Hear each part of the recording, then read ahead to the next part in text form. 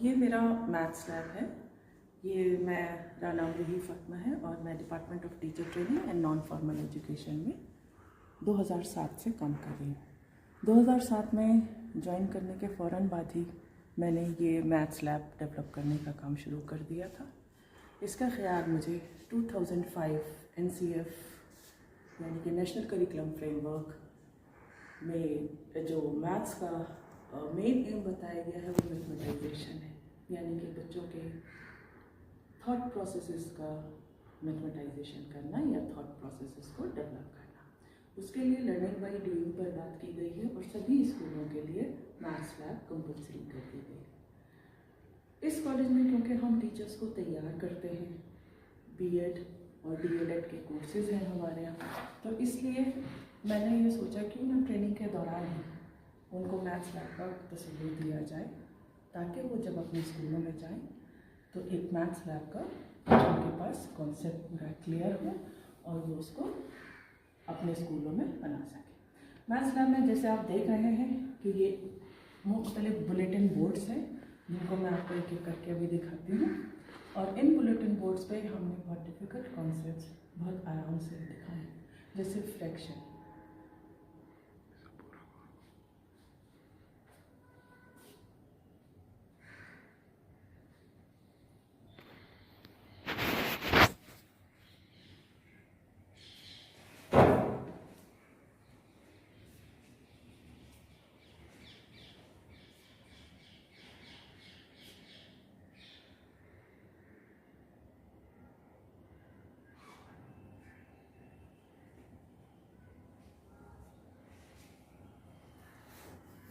Primary level पर fractions एक बहुत डिफ़िकल्ट कॉन्सेप्ट समझा जाता है और बच्चों को समझने में बहुत मुश्किल होती है।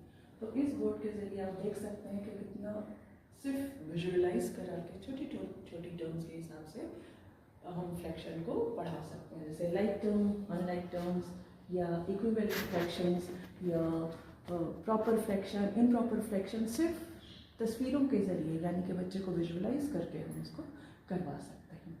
इसी तरह इसके बेसिक ऑपरेशंस भी दिखाए गए हैं।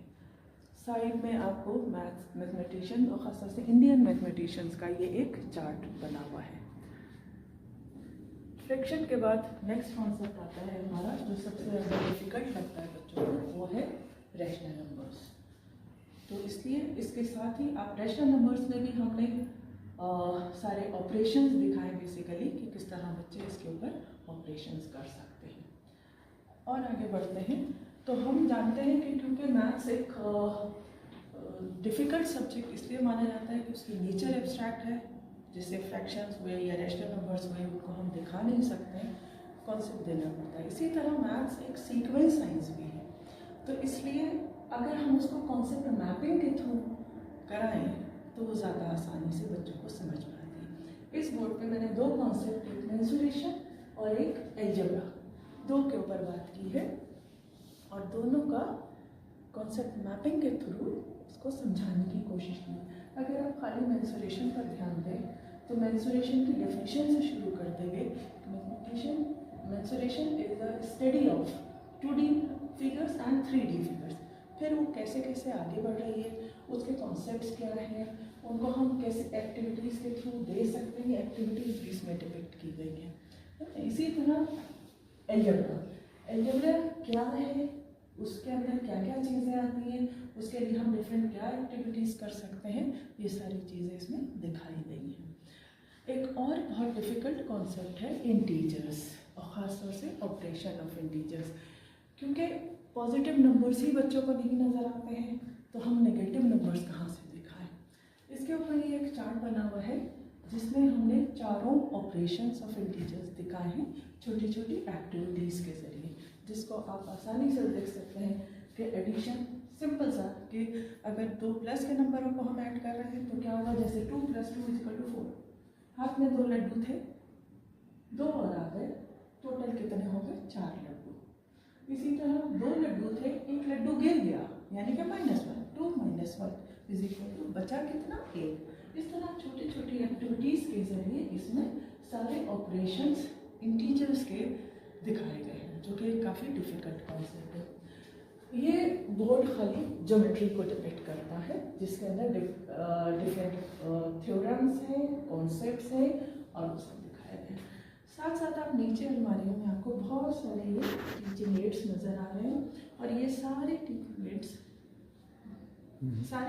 एड्स बच्चों ही के ज़रिए बनाए गए हैं ओवर द ईयर्स। तो ये मेरा मैथ्स लैब है और ये मेरा बहुत इंटरेस्ट की चीज़ है, इसीलिए मैं इस पर बहुत काम करती रहती हूँ और छोटी छोटी इसके ऊपर किताबें भी बनाती रहती हूँ। जहाँ तक मेरी नॉलेज है, किसी भी टीचर ट्रेनिंग इंस्टीट्यूशन में ये पहला मैथ्स लैब है। और जब मैंने यहाँ से बाहर जाकर बात की तो लोग बहुत हैरान भी हुए और उन्होंने कहा ये लैब आपने कैसे बनाई। तो इस लैब के लिए मैंने एक लैब मैनुअल भी बनाया है, mathematics lab manual for teachers education institution. ये बेसिकली मैनुअल यही बताता है कि हम किसी टीचर ट्रेनिंग इंस्टीट्यूट में कैसे लैब बना सकते हैं और कैसे उसको यूज़ कर सकते हैं।